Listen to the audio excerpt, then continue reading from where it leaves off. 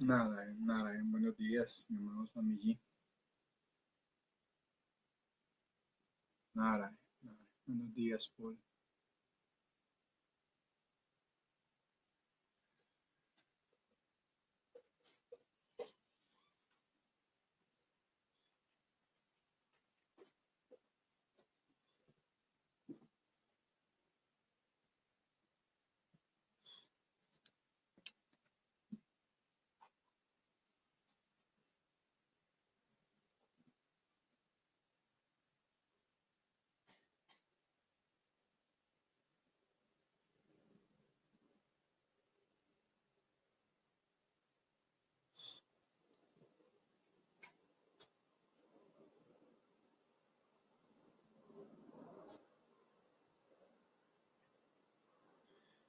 Vamos a comenzar entonces.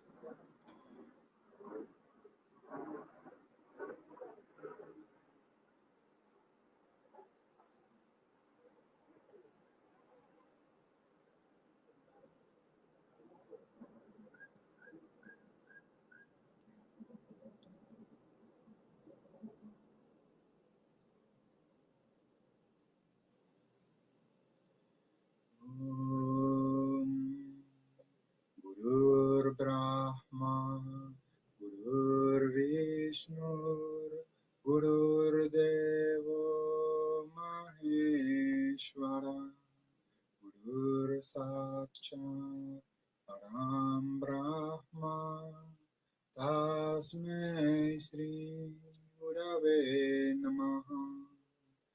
Om, Om, Om, Shanti, Shanti, Shanti.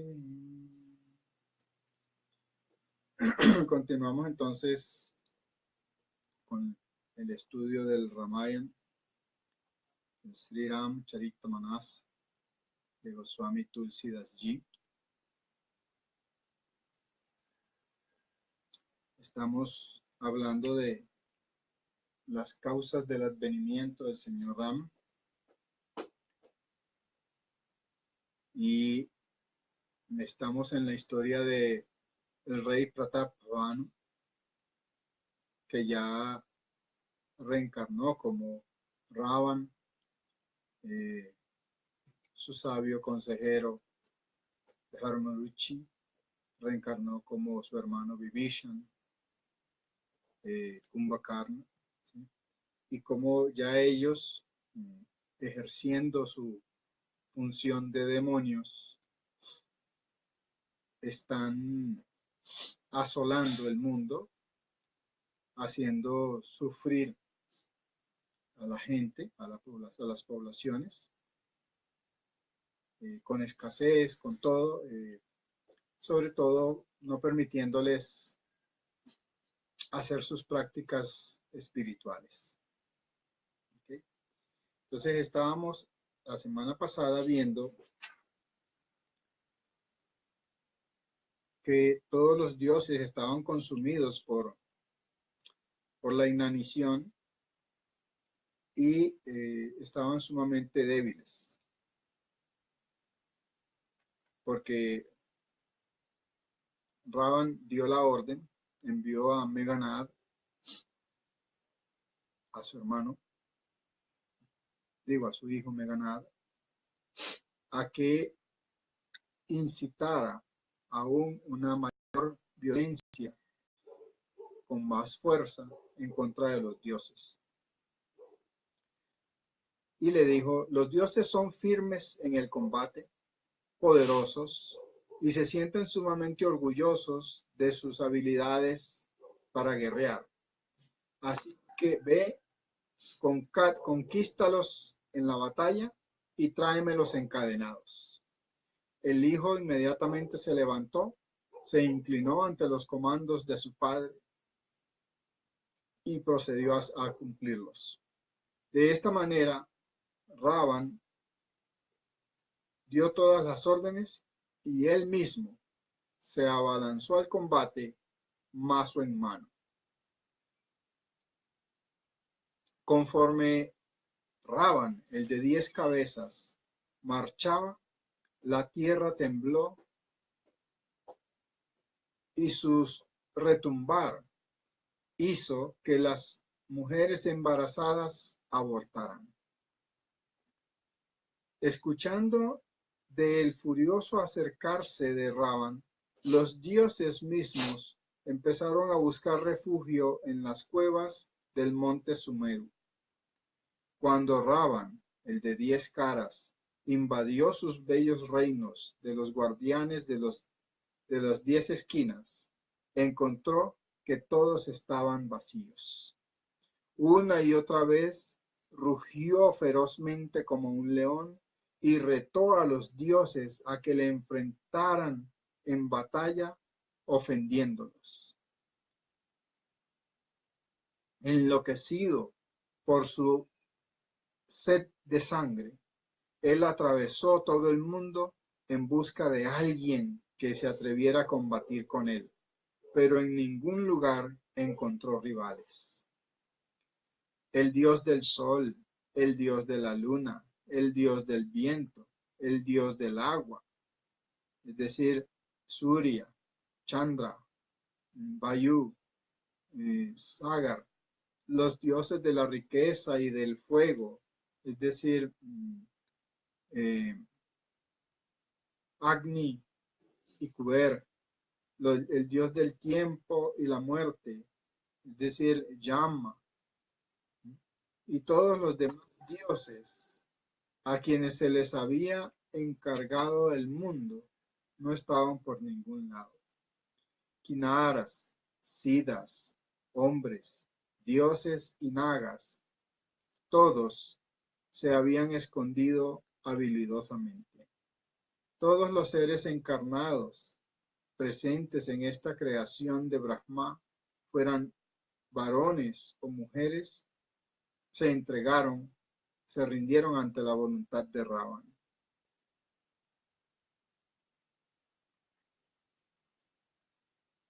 Todos les rendían homenaje debido al miedo y siempre inclinaban sus cabezas suplicantes a los pies de él.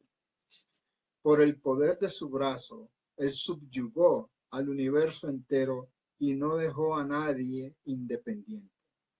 El rey de reyes entonces, Ravan, rigió de acuerdo a su propia voluntad.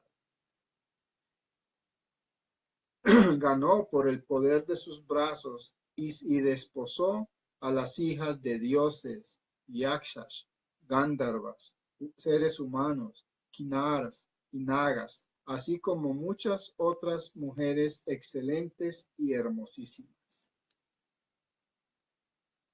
Todo lo que Ravan le decía a Indrajit que hiciera, este lo hacía tan pronto el primero le daba la orden. Ahora escucha lo que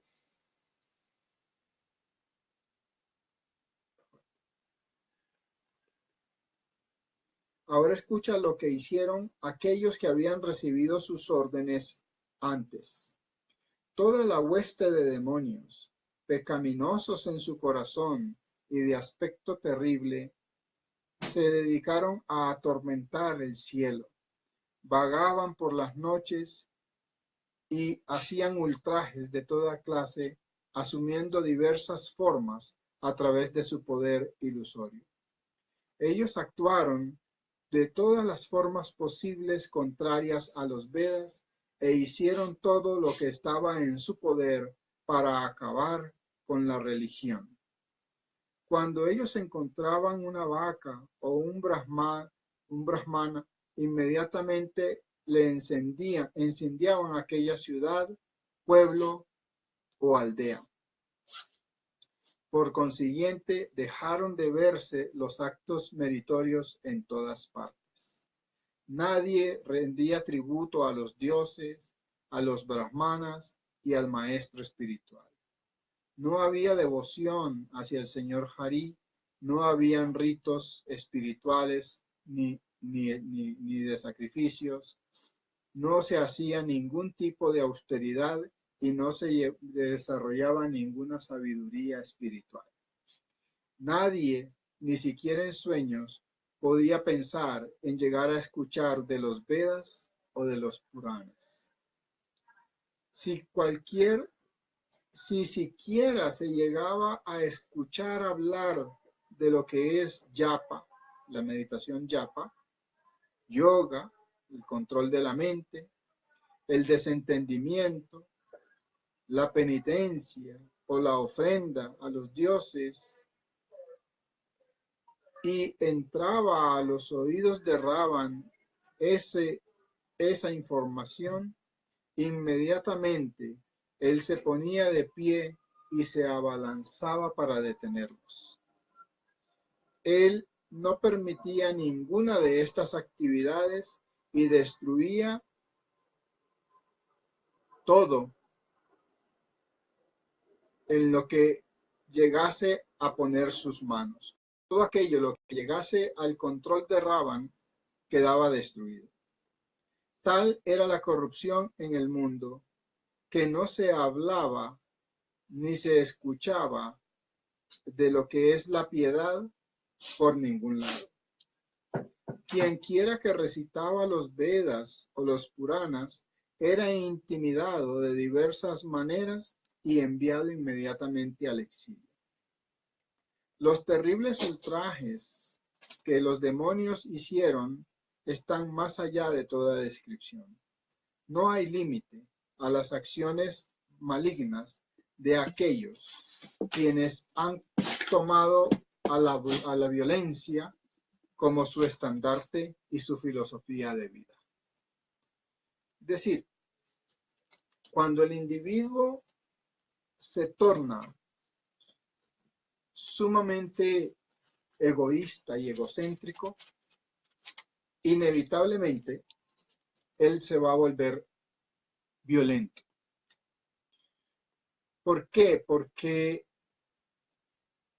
cuando él vea que la gente no va a apoyar sus acciones, cuando ese individuo tiránico vea que la gente empieza a rechazarle inicialmente y finalmente a detestarle, él no va a entender por qué la gente le está rechazando, por qué la gente no lo quiere, si él lo que está haciendo es por el bien de ellos. Porque eso es lo que nosotros debemos empezar a comprender. Cuando alguien tiene acceso al poder, esa persona llega al poder con la mejor buena intención, pensando en que va a ayudar a su pueblo. Lo que no se da cuenta es que en el transcurso del ejercicio del poder, el poder es sumamente contaminante. Existen varios contaminantes que disparan a los componentes del cuerpo. Los componentes del cuerpo son, como hemos visto, Kama, Krodha, Lobha, Mada, Matsara. ¿Sí? Son la lujuria, la ira, el apego, la codicia, la vanidad y el orgullo. Estos 5 componentes debemos tenerlos bajo control. ¿Okay? Estos 6 componentes, perdón, debemos tenerlos bajo control. Si nosotros no los tenemos bajo control, entonces ellos se van a ir apoderando poco a poco de nuestro discernimiento, de nuestra inteligencia, de la mente. Y nos van a ir torciendo el camino que inicialmente tomamos.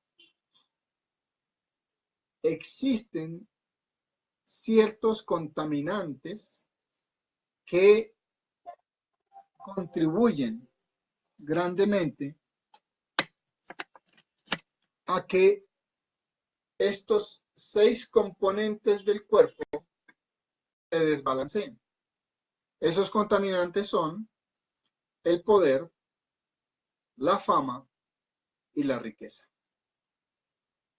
Por eso es que en los Vedas se dice que no ha llegado el primer ser humano a este planeta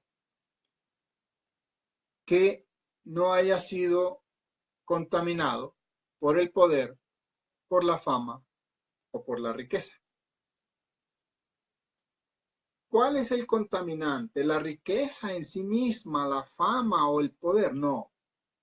El contaminante son todos aquellos individuos interesados, egoístas, que se van a llegar a ti porque tú tienes poder, porque tienes fama, porque tienes riqueza, y me olvidaba de otro contaminante, la belleza, o porque tienes belleza. Y te van a llegar a adular, a decirte que tú eres poderoso, o que eres rico, o que eres famoso, o que eres muy bello, o muy bella, ¿sí? Y te van a empezar a llenar la cabeza a través de los sentidos de información que va a perjudicarte, porque te van a hacer ver que cuanto acto tú realizas es un acto correcto. Y entonces esa cantidad de aduladores que te rodean por tu fama, por tu riqueza, por tu belleza o por tu poder, te empiezan a hacer ver que cuanta persona te señala una falta, en realidad lo que está sintiendo es envidia de ti. Y te lo repiten tanto, como tienen de filosofía muchos líderes políticos.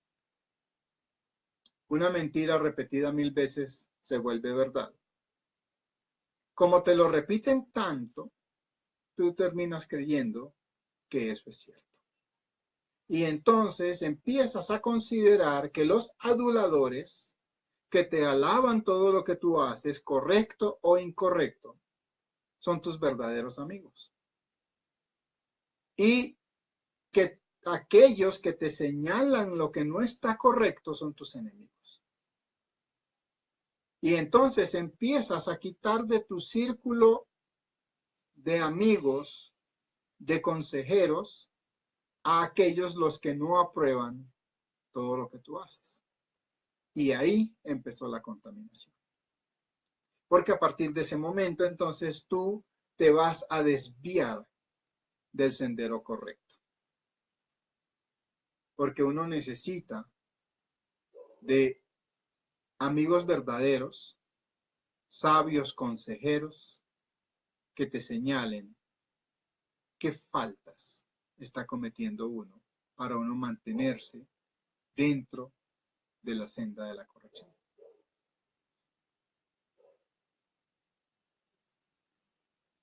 La mayor inteligencia, en mi experiencia, que uno puede demostrar en ese sentido, es buscarse un maestro o mentor. Porque ese maestro o mentor no va a tener pelos en la lengua para decirte qué está bien y qué está mal.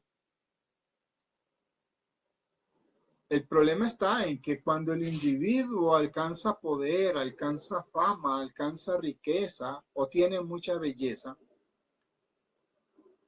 empieza a mirar por encima del hombro a su maestro o mentor porque dice, pero este no tiene lo que yo tengo.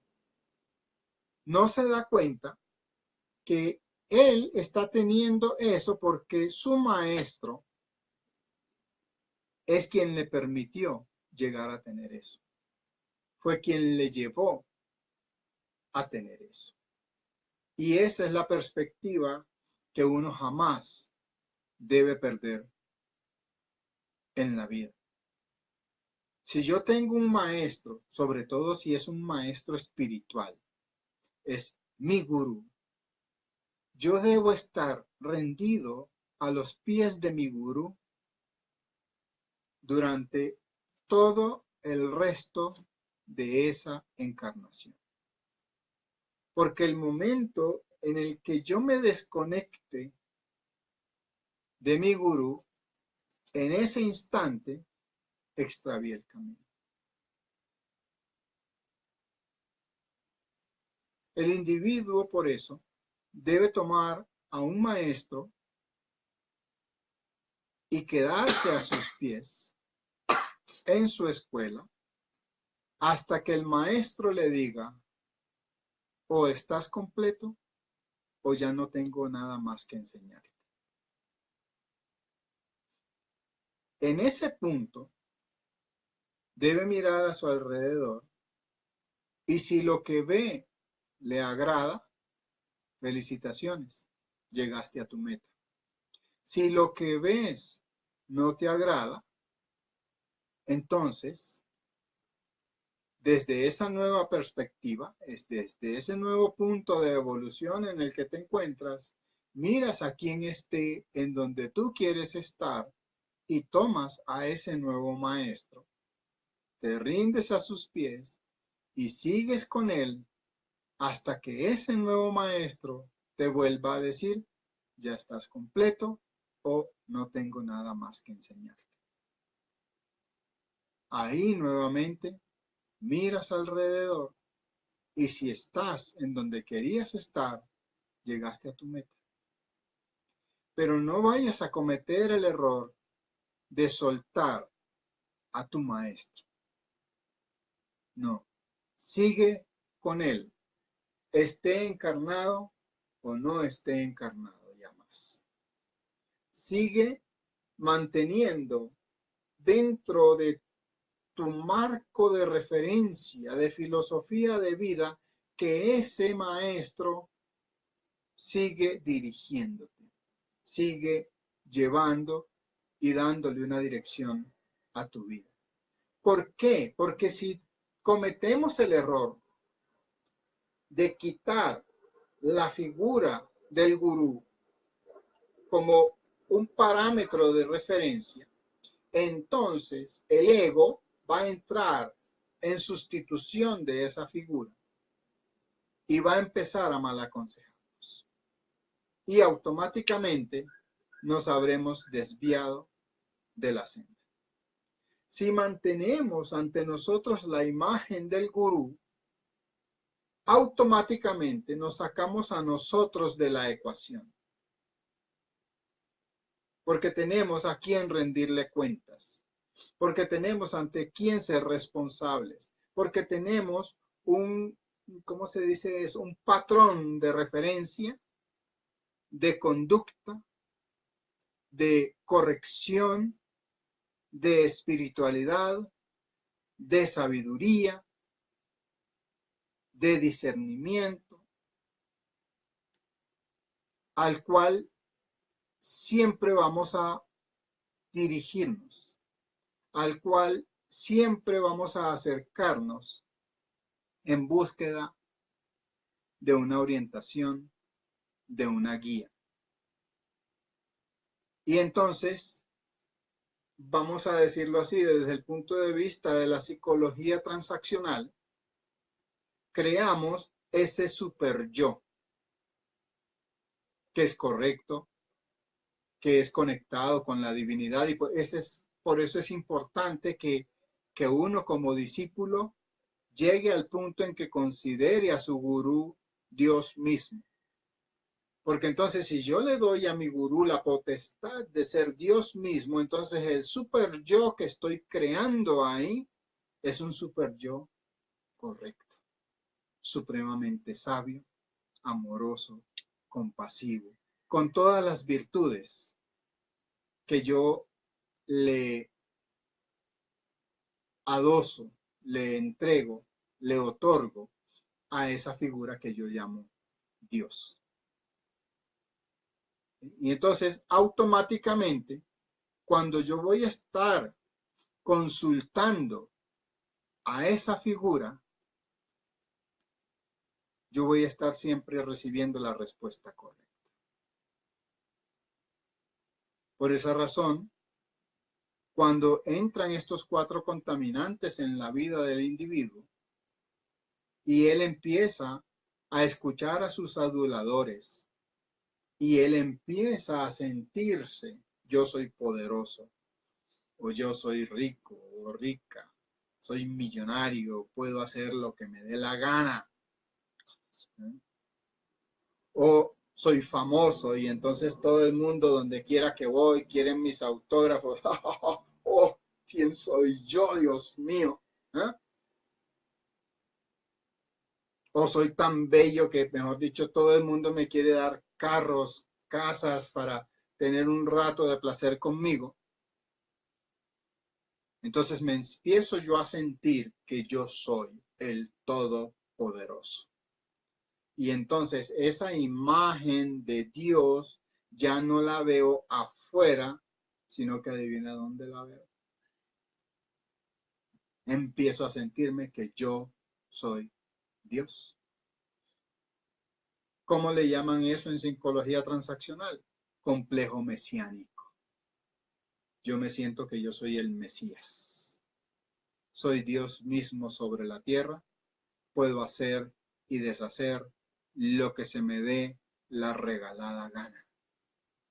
Y automáticamente entonces el ego retorcido por todos los estímulos que recibo a través de los sentidos, empieza a guiarme por una senda de incorrección en donde lo que es la piedad, lo que es la compasión, lo que es el amor, lo que es la empatía, la simpatía, todo eso desaparece de mi filosofía de vida. Y entonces empieza la gente a rechazarme y yo no entiendo por qué ahora los que me adoraban me rechazan. Y como no entiendo, porque mi mente está obnubilada, está obcecada, llevada por el ego, yo no entiendo por qué mis ex amigos ahora son mis, digamos, quizá no enemigos, pero sí mis, no sé, disidentes, como mis detractores es la palabra. Ahora son mis detractores, se la pasan criticándome. Si eran mis amigos. Y eso me enfurece. Y entonces ya yo quiero acabarlos. ¿Por qué? ¿Porque me están criticando? No, por traidores. Porque me traicionaron. Yo me siento entonces traicionado por estos imbéciles. ¿Ves cómo funciona la cosa? Y entonces eso me va alejando cada vez más de quienes son mis bienquerientes, porque yo ya no los veo como mis bienquerientes, sino como mis traidores. Y quiero acabar con ellos. Y quiero meterlos presos. Y quiero echarles a la guardia. O quiero echarles al ejército. O quiero echarles a la policía. Quiero matarlos. Quiero acabarlos. Porque me han traicionado. ¿Ves la situación que hay? Eso hace, por esa razón, que un individuo que pierde la perspectiva, se desvía de la senda de la corrección, termine solo, abandonado y con unos destinos sumamente terribles, como lo que le pasó a Hitler en la Segunda Guerra Mundial. Porque Hitler pasó por este proceso que te acabo de describir. Al final él no sabía ni en quién confiar. Porque los que le llevaban buenas noticias, él ya no sabía si realmente eran buenas noticias o era simplemente alguien traicionero que le traía alguna noticia porque pensaba que era lo que él quería escuchar. Y entonces eso vuelve al individuo irascible, temperamental, que la gente no sabe cómo va a reaccionar y entonces todo el mundo se le acerca con miedo. Y el miedo hace que ellos digan lo que piensan que él quiere escuchar y le dicen la frase y entonces el individuo explota porque eso no era lo que quería escuchar, sino lo que el otro pensó que quería escuchar por su miedo. ¿Entiendes? Y esa vida es una vida infernal. Y como es una vida infernal, por eso le decimos a este individuo demonio, el rey de los demonios.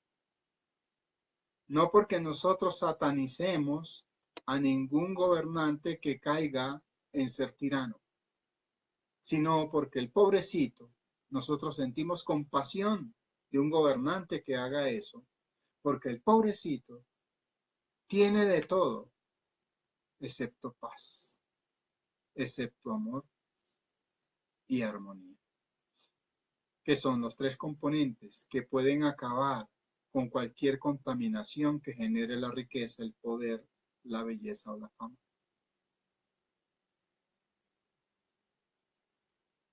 Por esa razón, esa es la importancia de la devoción a Dios.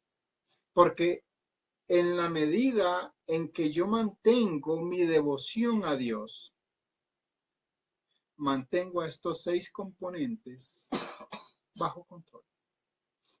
Mantengo a la lujuria, la ira, el apego, la codicia, la vanidad y el orgullo controlados por debajo del 15%. Y si yo la devoción la incremento de 10 a 20%, entonces estos otros 6 tienen que ceder más y bajar más. Y si aumento la devoción a 30%, estos 6 componentes tienen que bajar más, porque es como un sistema de vasos comunicantes, en donde si yo subo uno es porque los otros bajan. La inteligencia del individuo es aumentar la devoción de forma tal que los otros 6 componentes se mantengan máximo en 10%. Lo ideal es que lo mantengas en un 7%. 6 por 7, 42. Y que tengas la devoción en 58%. Rara vez ha llegado un individuo a ese nivel de devoción. Pero quienes lo han logrado es lo que dentro de la filosofía vedántica llamamos Siddha Yogis. ¿Sí? Como un Jesús de Nazaret, un Mahoma, un Buda. ¿Sí? Han logrado esos niveles de devoción. ¿Cuál es la devoción? Poner tu vida a funcionar en torno a Dios y a depender única y exclusivamente de Dios. Cuando el individuo logra ese nivel de desarrollo, es un Siddha Yogi. ¿Sí? Como el que fue el maestro de Alejandro Magno. Alejandro Magno entró en India buscando el fin del mundo. Lo que buscaba Alejandro Magno en su vida era encontrar el fin del mundo, dónde terminaba el mundo. Y entonces él iba preguntando y le decían, llegó a las fronteras de India y le dijeron, sigue hacia el sur. Y él empezó a bajar hacia el sur y enfrentó en batalla un animal que él nunca en su vida había visto, que era el elefante. Porque ellos conocían, lo más alto de animal que conocían era el caballo. Y sufrió fuertes derrotas. Y en una de esas derrotas él tuvo que esconderse y cuando se escondió encontró a un Mahatma que estaba meditando. Y entonces Alejandro Magno le puso la espada en el cuello. Y le dijo, hey, despierta, porque él era Alejandro Magno, el rey del mundo. Y el Mahatma abrió los ojos y le dijo, ¿para qué me molestas? Dijo, ¿cómo así que me molestas? ¿No sabes quién soy? Soy Alejandro, el Magno. Y él le dijo, y como le tenía la espada, le dijo, yo soy el que decido si vives o mueres. Y él le dijo, no, si Dios te permite que me mates, yo muero. Pero si Dios no te lo permite, tú no puedes matarme. Y entonces, Él, que estaba acostumbrado a ver cómo la gente temblaba de miedo ante él, ver a aquel individuo que le habla con esa tranquilidad, al borde de la muerte porque lo tenía en la punta de la espada, era simplemente mover la espada y lo mataba. A él lo asombró. Y entonces se bajó del caballo y le preguntó, ¿cuál es el fin del mundo? Y él le dijo, tú puedes recorrer el globo entero y nunca vas a encontrar el fin del mundo, porque el fin del mundo es el día que tú te mueres. Ahí se acabó el mundo. Entonces él empezó a hacerle una serie de preguntas, estuvo como 2 o 3 días y después se llevó a ese Mahatma con él para que fuera su maestro espiritual. Y esa es la importancia de uno tener una figura de referencia.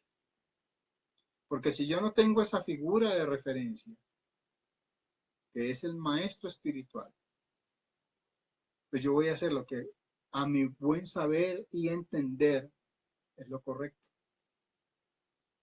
Y no voy a tener quien me dé una guía, una orientación, un norte, una brújula que me indique cuál es mi sendero correcto.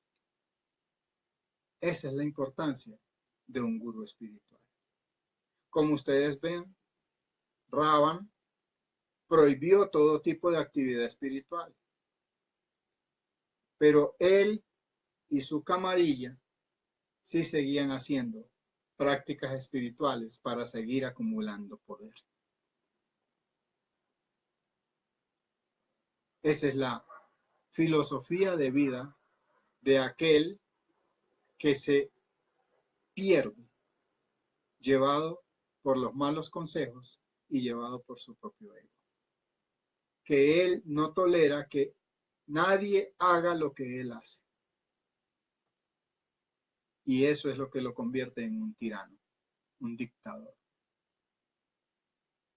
Son individuos a los que debemos tenerles rabia, odio, no, compasión. Compasión porque en realidad hoy en día lo que está haciendo es terrible, sí, pero créanme, muy en el fondo de todo eso terrible que está haciendo, hubo una buena intención, que lamentablemente cayó presa, como dicen los Vedas, de uno de los 4 contaminantes. No es más eso. Por esa razón, en los Vedas decimos que el mayor tesoro, el mayor poder, la mayor riqueza, la mayor belleza y la mayor fama que tú puedes lograr en este mundo es encontrar un gurú fidedigno.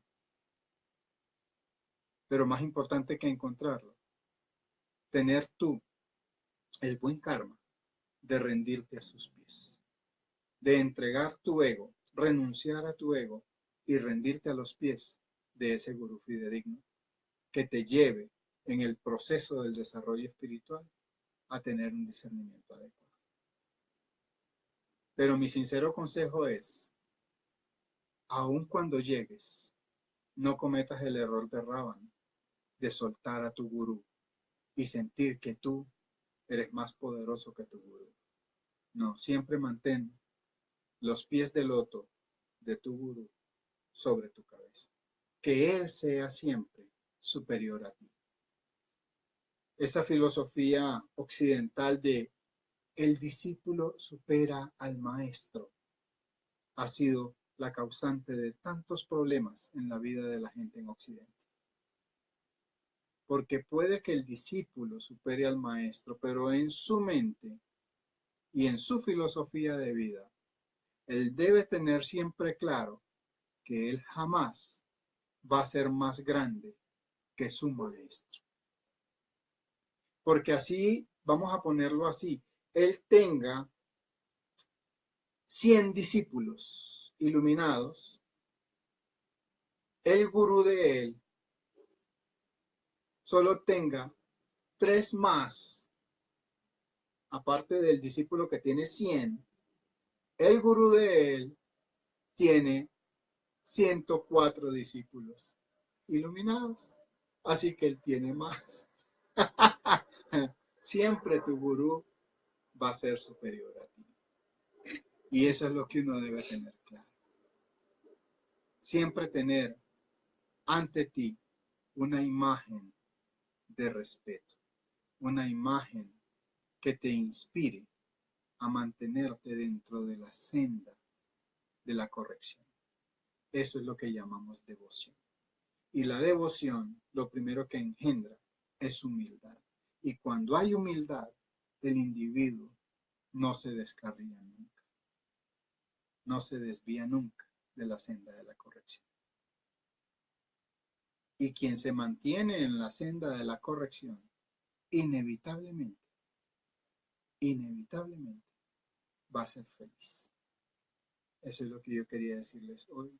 Om, om, om. Jai Gurudeva. Si hay preguntas, dudas, inquietudes,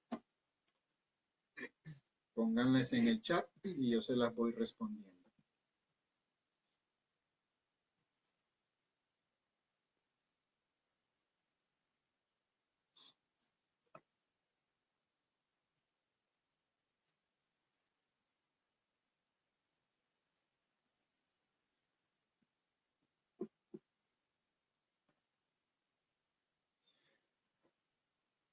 Bhakti pregunta que qué son kinaras y nagas.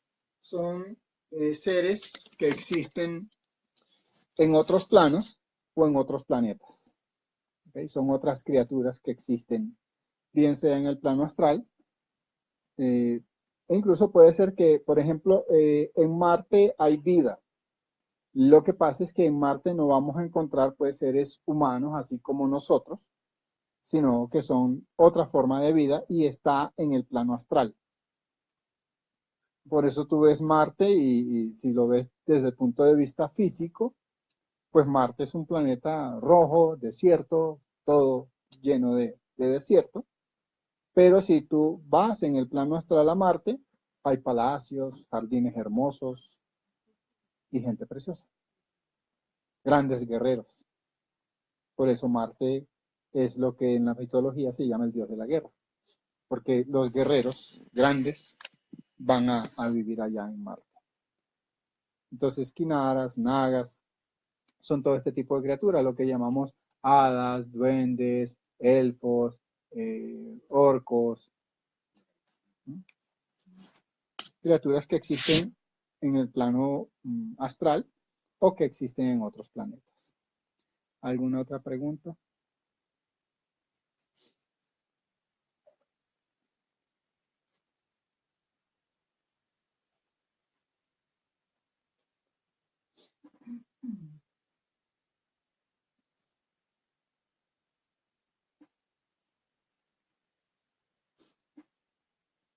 Paul pregunta, Guruji, cuando habla del complejo mesiánico, ¿puede hablar más de ese tema, por favor? Porque los Vedas hablan de que uno es Dios también, pero el complejo mesiánico está errado el individuo. Lo que sucede es que el complejo mesiánico es algo lo que está en la mente. El individuo en esencia es Dios, en la esencia. Pero el problema está en que la esencia del individuo está más allá del alcance de la mente, del intelecto, del ego y de la conciencia misma. ¿Okay?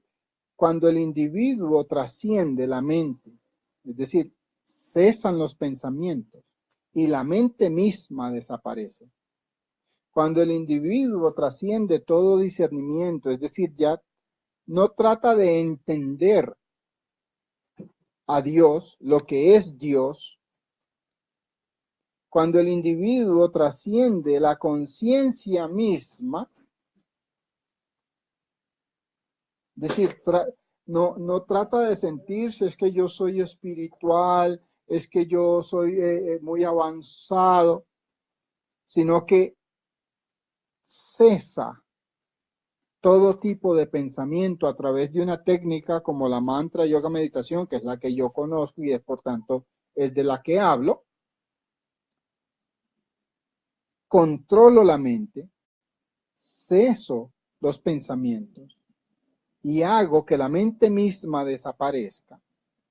Entonces, a través de la experiencia directa, ya no a través del tratar de entender, de discernir, de percibir, de captar, de comprender, de estudiar, porque todo eso está en la mente y el intelecto, incluso en la conciencia. Cuando yo trasciendo todo eso, automáticamente a través de la experiencia directa, intuitiva, yo experimento o percibo a la divinidad. Ahí no hay mente, ahí no hay ego, ahí no hay intelecto, ahí no hay conciencia siquiera. Por eso el estado que en los Vedas enseñamos que se acerca más a ese estado es el estado de sueño profundo. En el estado de sueño profundo, tú le dices a alguien, tú escuchaste el tiroteo que hubo ahí en la esquina, y la persona te va a decir, ni me enteré, estaba profundo. La pequeña diferencia entre el estado de sueño profundo y el estado meditativo de concentración, de enfoque máximo, que llamamos samadhi, es que en el estado de sueño profundo tú realmente pierdes conciencia de absolutamente todo, mientras que en el estado meditativo profundo tú conservas la conciencia. Por eso se llama supraconciencia, porque pierdes la conciencia de todo lo individual, del cuerpo, de la mente, del sitio donde estás meditando, de la casa, del país, del planeta, y ganas una conciencia de un algo diferente a todo eso. Ahí el individuo está en contacto con su propia esencia, como dice Maharishi Patanjali. Tada Dristi Swarupa Vashtanam. En ese momento, tú estás en contacto con tu propia esencia. Ahí te das cuenta que eres Dios, pero no te crees Dios. Ese es el complejo mesiánico. El complejo mesiánico es cuando yo me creo que yo soy Dios, no cuando me doy cuenta que yo soy uno con Dios. Para llegar a ese estado hay que desprenderse de muchas cosas y ese es el proceso de desarrollo espiritual que cada quien lleva a los pies de algún maestro o gurú fidedigno. ¿Okay? Por esa razón, esa es la gran diferencia entre el complejo mesiánico y el darse cuenta de la divinidad que mora dentro de cada uno.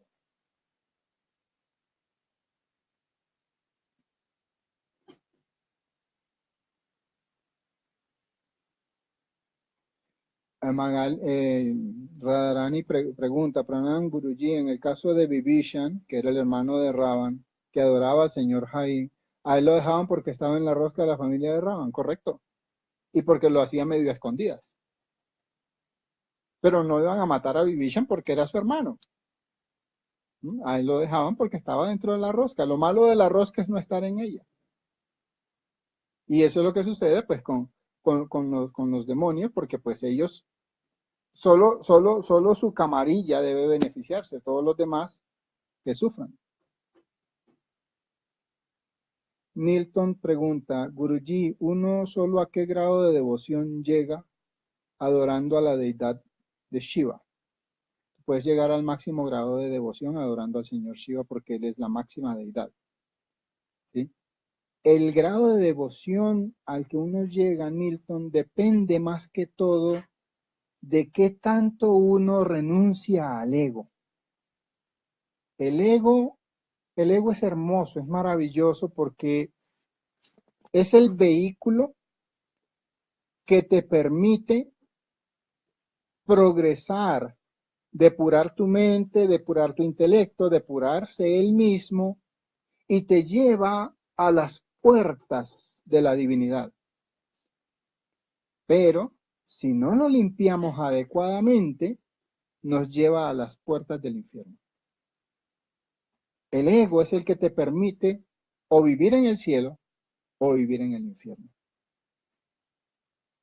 ¿Ok? Eso es la importancia del ego, porque el ego es el agente de la acción.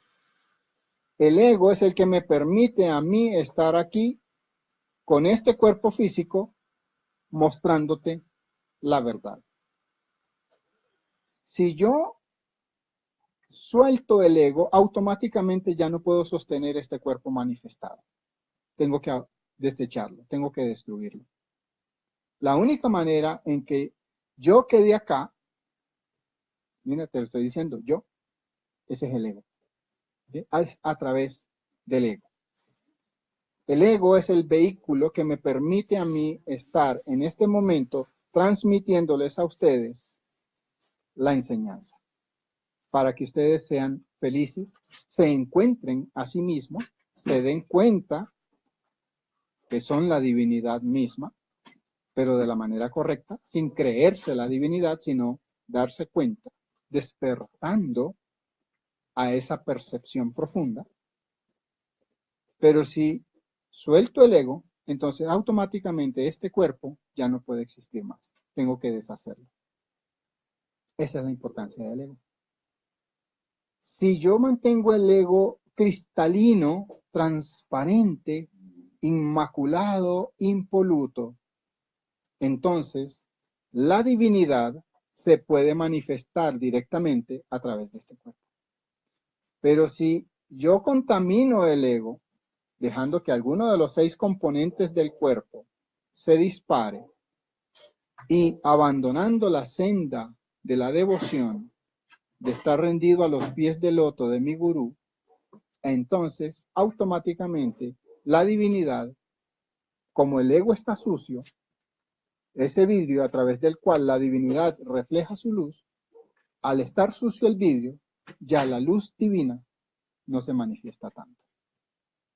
Por esa razón no hay que tenerle tanta rabia al ego, sino hay que dedicarse a la devoción, a buscar a Dios, a la meditación, a desentenderte de todas estas cosas. Es una serie de técnicas, prácticas, disciplinas que hay que seguir para uno ir liberándose de todo eso, lo cual pues requiere que tomes un gurú fidedigno y te rindas a sus pies y bajo su enseñanza te dediques a tu sadhana espiritual.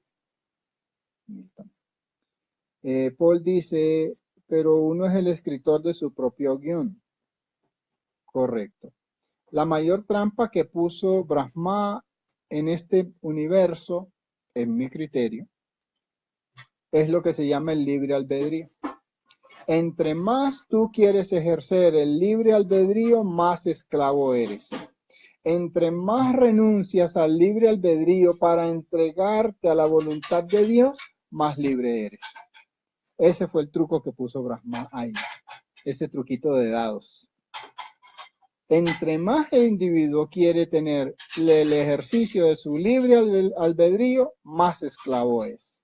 Entre más renuncia al libre albedrío para entregarse a la voluntad de Dios, más libre es.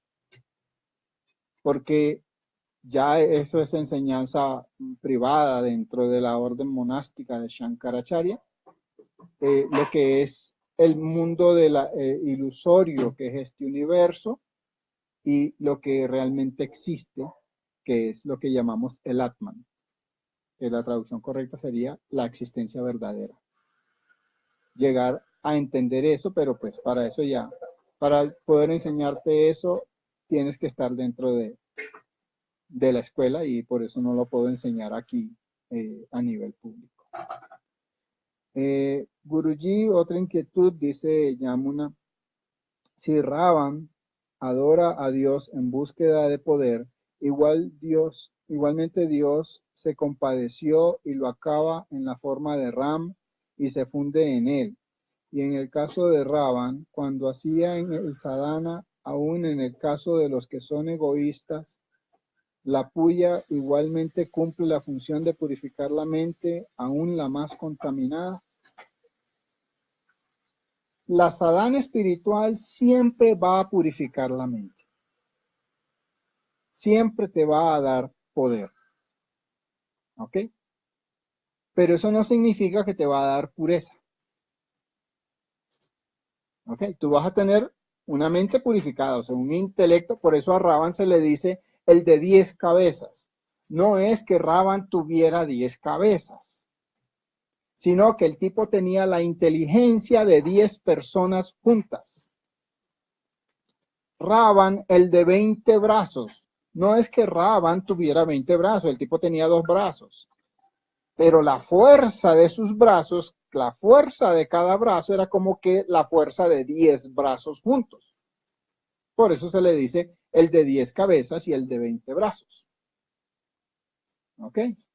Así que él, miren muchachos, en los Vedas se dice, no ha habido hasta el sol de hoy, y difícilmente habrá, alguien que haya entendido los Vedas al nivel en que Ravan los entendió.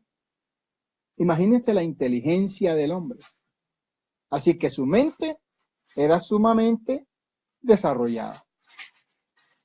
El poder que él tenía, tuvo que venir Dios mismo en la forma de Ram para poder acabarlo. Imagínense el poder que él tenía. Tenía a los devas, él controlaba el viento, él controlaba la tierra. Si él decía tiembla, la tierra generaba un terremoto. Él controlaba el mar. Él podía generar un maremoto con su sola voluntad. Imagínate el poder que el tipo tenía. Por eso tuvo que venir el Dios mismo en la forma de Ram para poder acabar con Ravan. Pero Ravan lo que no tenía era pureza. No tenía pureza porque él perdió la devoción.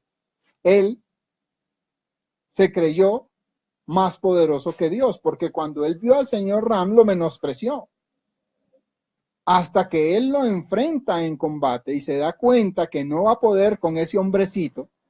¿Por qué le digo hombrecito? Porque Ravan medía 10 metros de estatura y el señor Ram apenas medía 2,70 m. Porque estamos hablando de una era en que el ser humano era gigante. Así que el señor Ram, de 2,70 m, comparado con un Ravan de 10 metros, pues era un enano. Y él lo miraba como ese pobre muchacho, porque el señor Ram tenía 30 cuando ya Ravan tenía como 60 años. Y pues a la comparación, ¿no? Porque estamos hablando de la era de Treta, en donde el individuo vive en promedio 7,000 años. O sea, el señor Ram es un muchacho de por ahí 700, 800 años y Ravan ya tiene 5,000 y pico. Ok, entonces esa desproporción es la que lo hace a él ver al señor Ram como un pobre muchacho que qué va a poder con él. Porque él perdió toda devoción. Va a Vibhishan, como lo vamos a ver más adelante en el estudio del Ramayana, y le dice, hermano, ve y ríndete ante Ram, él es el todopoderoso, ¿qué te pasa? ¿Cómo se te ocurre venir a decirme eso?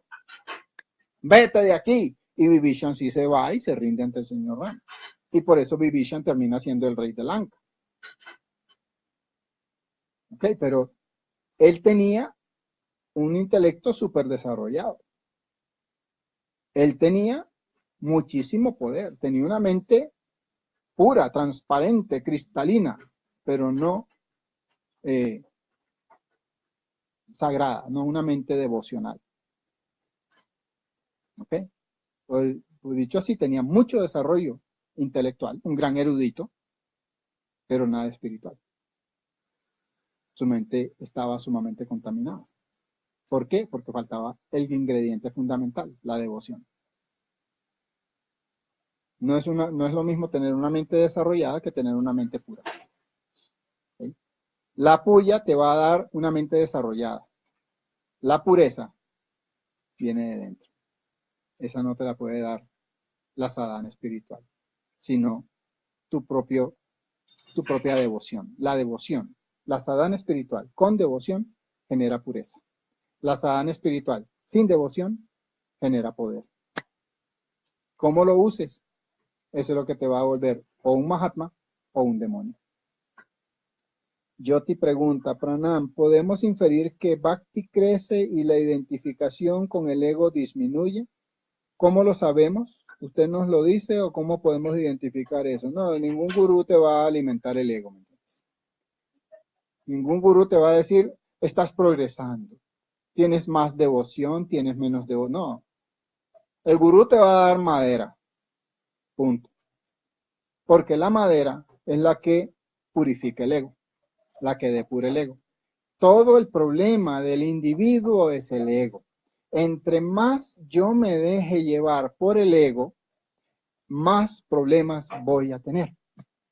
Porque ¿cómo funciona el ego? Mira, el ego es ese consejero que de repente tú estás casado o casada, tienes tu esposa, tu esposo, estás bien, y de repente se atraviesa por ahí un cuerpo que te llama la atención y cuyas feromonas activan la lujuria en tu cuerpo y ya a ti como que te dan ganitas como de ser infiel, de irte con esa persona a tener un ratico de placer, ¿eh? Y ahí entra el ego. Ahí es donde tú tienes que tener cuidado. Si no hay devoción, el ego entra y te dice, pero bueno, ¿y qué tiene de malo? Mira, si total, tu pareja te está tratando mal, te está gritando, no te está apoyando, esto, lo otro, aquí y allá, no tiene nada de malo. Dale. Además de eso, entran los raciocinios espirituales. El Cristo dice que si ya tú fornicaste en tu mente, pues veíaslo físicamente porque ya es lo mismo. Y te da toda esa serie de argumentos que tú dices, pues sí, y ¡pam! Vas y te acuestas con aquella persona. Y tu pareja se da cuenta que le fuiste infiel. Y se arma el problema en la casa. Y que los hijos y el divorcio y la cuestión, y cuando ya tú estás en ese punto de depresión por haber cometido el error de ceder a las tentaciones de la carne, viene el ego y te dice, pues es que tú eres bruto, ¿para qué haces eso? ¿Quién te manda a ir a acostarte con esa persona? El mismo que te dijo, pero dale, si eso no tiene problema, ahora te está diciendo, tú si eres bruto, como se te ocurre, tu pareja era buena, te quería mucho, esto, y te termina rematando. Ese es el ego. Por esa razón, lo que nosotros tenemos que hacer es depurarlo para que él participe lo menos posible en tu toma de decisiones. ¿Cuál es el truco que yo he encontrado? Toma un gurú y mantenga a ese gurú. Porque automáticamente al tú tener a tu gurú y consultarle todo a él, tú te sacas a ti mismo de la ecuación. Y cuando te sacas a ti mismo de la ecuación, no hay ego. No hay ego porque en todo momento tú estás acudiendo a ese super yo, a ese Dios que estuvo encarnado para ti, que fue tu gurú, a quien le consultas todo. Al no haber ego, no hay ese sabio consejero que te mete en problemas y que después viene a criticarte. Porque él mismo te va a criticar y te va a acabar la autoestima. Ese de generar ese gurú, esa figura a la cual yo voy a consultar, que ojalá haya interactuado con ella el suficiente tiempo como para ver su sabiduría y entender que hay una figura de sabiduría, ese me va a salvar a mí de los sabios consejos del ego. Y me va a permitir a mí mantenerme en la senda de la corrección a través de la devoción. Pero ese gurú, mientras esté físicamente, lo que va a hacer conmigo es darme madera. ¿Por qué? Porque me va a porrear el ego. Y cada vez que el ego se asoma, ¡pa! Y vuelve y se asoma, ¡pa! Y vuelve y se asoma, ¡pa! Y eso es lo que no nos gusta. Porque cuando ya el ego está porreado, tiene sus morados y eso, empieza el ego a decirnos, pero chico, yo no necesito un gurú. ¿Yo para qué estoy aquí? Este no hace sino darme duro. Para él todo lo que yo hago está mal. ¿Yo qué hago con este maestro? Mejor vámonos. Si tu karma es bueno, tú le dices de malas, yo me quedo acá. Si tu karma no es tan bueno, vas a escuchar a tu ego y entras en lo que nosotros llamamos perturbación y te vas de los pies del gurú. Ahí va a depender de ti y de qué tan bueno sea tu karma. Si hay alguna otra pregunta.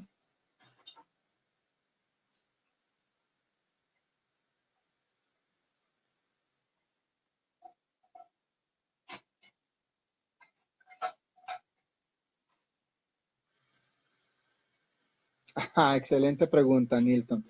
Nilton pregunta, Guruji, ¿cómo saber si un gurú es el indicado o está preparado?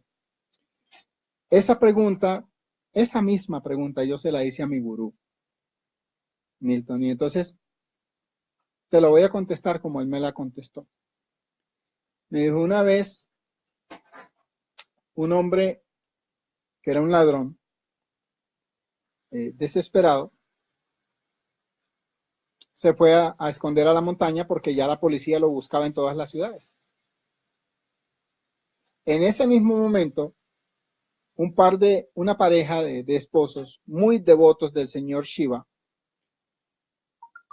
decidió ya irse a la jungla, a la selva, a buscar, porque ya eran ancianos, ya era lo último de su vida y querían encontrar, poder ver al señor Shiva antes de morir.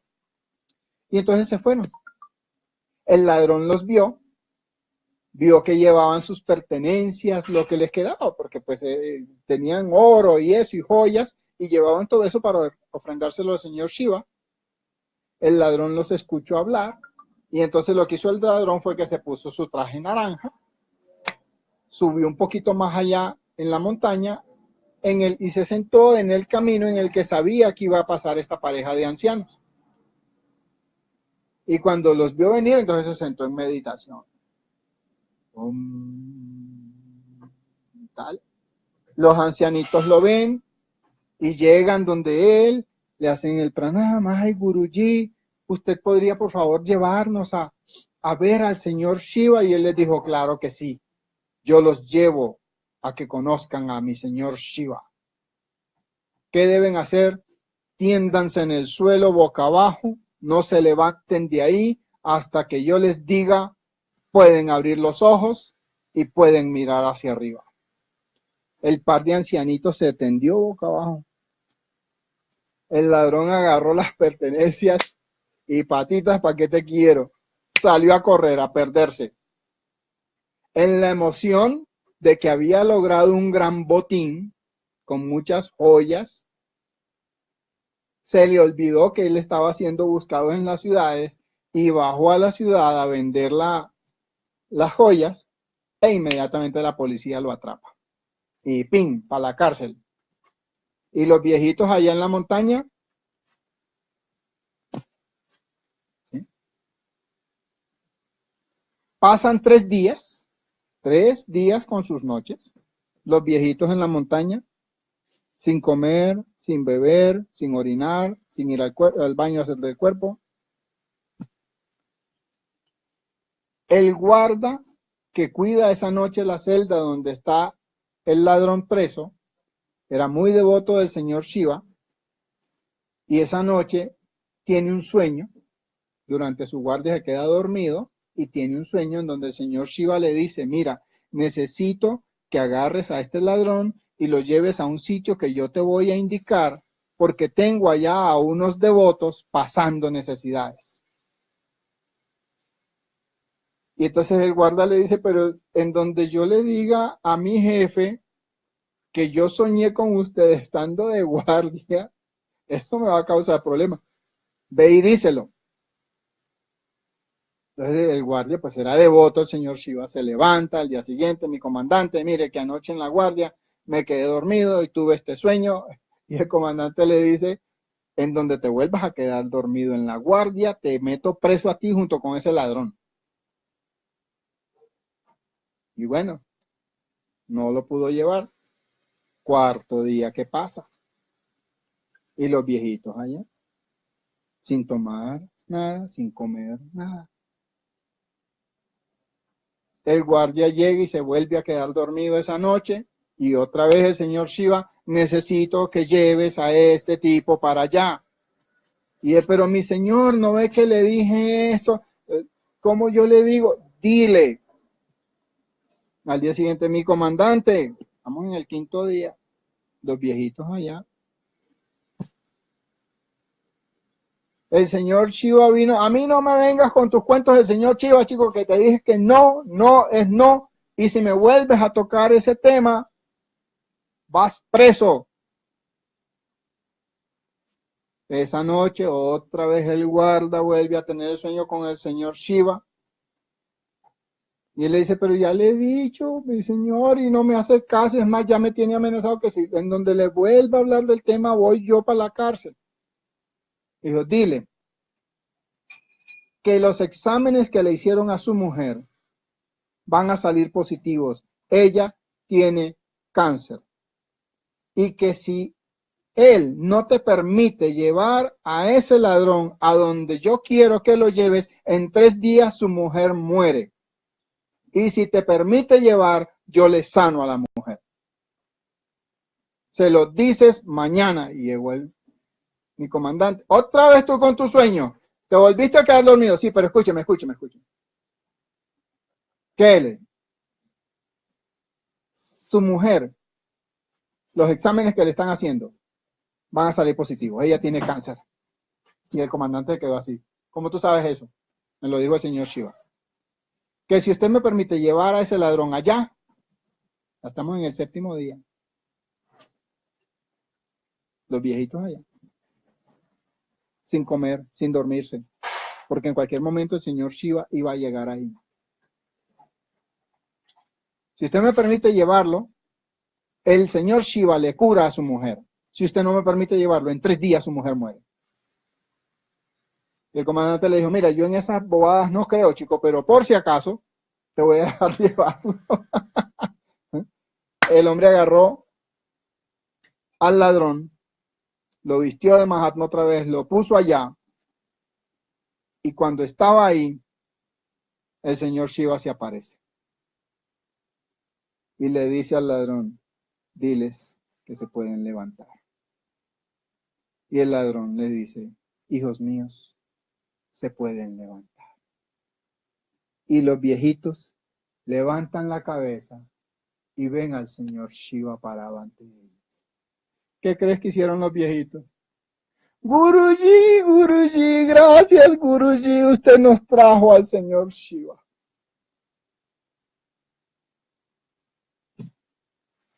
Por eso te digo, Nilton, así el gurú sea falso, si el discípulo es auténtico, el discípulo se va para el cielo y el gurú se va para el infierno. Lo importante no es el gurú, lo importante es cómo soy yo como discípulo. Rani dice, Pranam Guruji, cuando usted en varias oportunidades nos habla de confiar en Dios, en el gurú y en el karma, mi pregunta es la forma en que Dios se divide de Brahma, Vishnu y Shiva, o la Trinidad de Padre, Hijo o Espíritu Santo, o qué es lo que verdaderamente representa todo eso. El gurú es Brahma, Vishnu, Shiva, es el Padre, es el Hijo, es el Espíritu Santo, es Allahu Akbar, es Zaratustra, es todos ellos. Tú adoras a Dios en la forma en que te dé la gana. A Dios lo puedes adorar como hijo, como padre. Jesús lo adoraba como padre. María lo adoraba como hijo. Mahoma lo adoraba como el grande todopoderoso, Allahu Akbar, el gran Alá. Los israelitas, los judaicos al principio lo adoraban como Adonai, nuestro Señor. O sea, nuestro amo. Radha lo adora como el amante.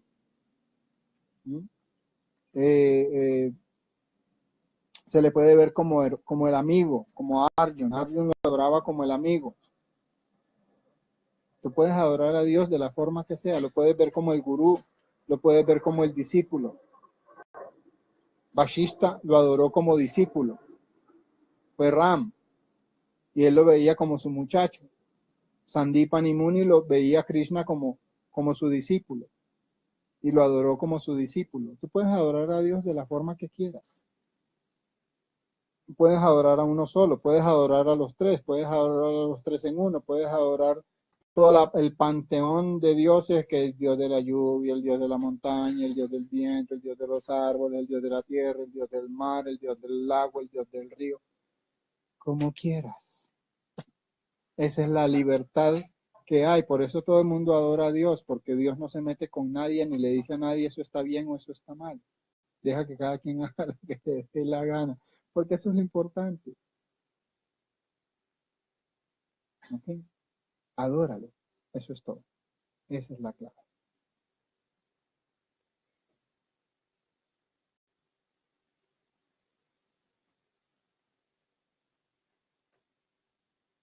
Si hay alguna otra pregunta.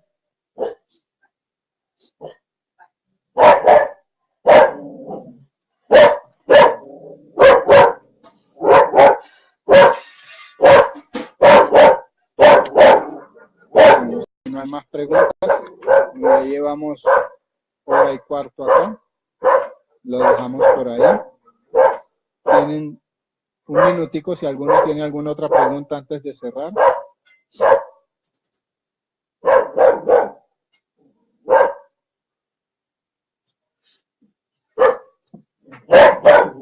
¿De dónde nace la devoción? Rachel, ya ladraste suficiente, ya, chito. En mi concepto, la devoción nace de un buen karma. Si yo tengo un buen karma, yo voy a tender a ser devocional. Si no tengo buen karma, voy a tender a pensar que las religiones son el opio de los pueblos. ¿Okay? Y en medio de todo, este demonio cuando mencionó eso tenía razón. Porque pues el opio es una droga y te mantiene, los opiáceos, como tú ves, te mantienen dichoso, contento, feliz. Y sí, la religión te mantiene contento, dichoso, feliz. Y te hace no enredarte con estas cosas del mundo material, porque entiendes una cosa. Y lo que entiendes es que el final de todos es muerto. Entonces, de nada sirve que yo me vuelva el tirano de un país si igual voy a morir. Miren Chávez, ahí murió. Ya. Ahora él va a tener que pagar las consecuencias de lo que hizo. Ya. Bobito. ¿Para qué te metiste en eso? Bobito. No tenías que haberle hecho todo eso que hiciste. Pero al mismo tiempo los venezolanos se lo merecían y por eso lo recibieron. Como me acuerdo cuando yo conversaba con el Guruji de ese tema y le decía, Gurudeva, pero es que este tipo va a dejar este país, porque ya yo lo veía. Y él me decía, Atmanan, Chávez es el mejor presidente que puede tener Venezuela. Y decía, mi gurú es chavista, no puede ser, pero si él es sabio, él es el señor Shiva mismo, ¿cómo no ve lo que yo estoy viendo? No, el que no estaba viendo era yo. Porque lo que me estaba diciendo era una gran verdad, es el mejor presidente que puede tener Venezuela. Maduro es el mejor presidente que puede tener Venezuela en este momento. Cuando los venezolanos cambien su estado de conciencia, automáticamente Maduro sale. Pero en este momento, el mejor presidente que puede tener Venezuela es Maduro. Hasta que los venezolanos cambien su nivel de conciencia. Cuando el grueso de los venezolanos cambie su nivel de conciencia, automáticamente ya Maduro no va a poder gobernar más. Y el karma entonces lo va a sacar. ¿A qué? A que llegue otro que va a ser el mejor presidente para Venezuela. Así es como funciona el karma. Entonces, ¿de dónde nace la devoción? De un buen karma. Si tu karma es bueno, tú vas a ser devocional. Si tu karma no es tan bueno, no vas a ser devocional. Y entonces uno de los 6 componentes del cuerpo va a tomar posesión de ti y te va a gobernar. Y vas a ser o un lujurioso, o un iracundo, o un apegado, o un vanidoso, o un orgulloso, o un codicioso. La devoción nace de un buen karma. Gracias, Guruji, me llenó de gozo con esa interpretación y sé que no debo declinar el camino, pues no es complicado. Así es, Milton. Esa es la clave. Continúa, continúa, continúa, continúa. Adora a Dios, adora a Dios. Es lo que decía mi gurú en su forma de Adi Shankaracharya Bhagavad. Vaya Govindam, Vaya Govindam, Vaya Govindam, Mudamate. Adora a Govinda, adora a Govinda, adora a Govinda, no seas insensato. Adora a Dios, adora a Dios, adora a Dios. Eso es lo único que te va a dar la felicidad. Todo lo demás es pasajero, es temporal.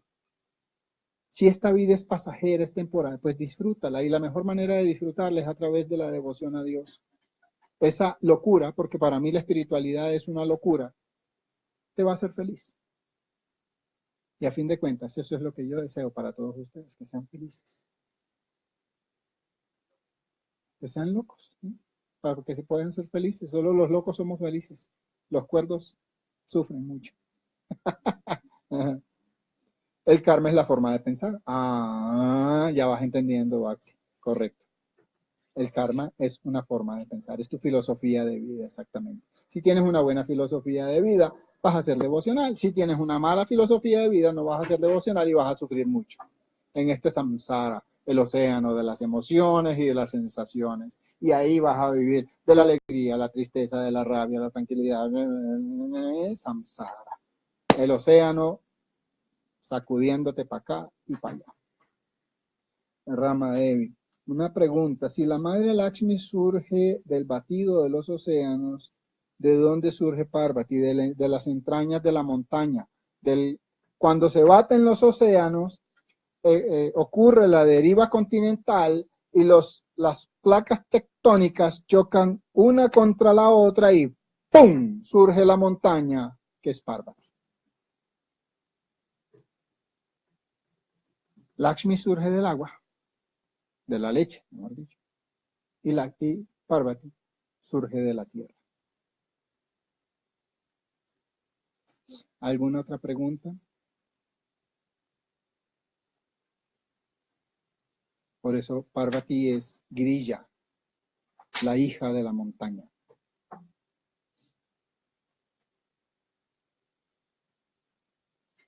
Si no hay más preguntas, entonces los dejo, los amo mucho. Sean felices, adoren a Dios, busquen un gurú fidedigno y dedíquense a la locura que yo llamo sendero espiritual. Eso es lo que quería decirles. Om, Om, Om. Jai Gurudev. Parvati Pate, Hara Hara Mahadev.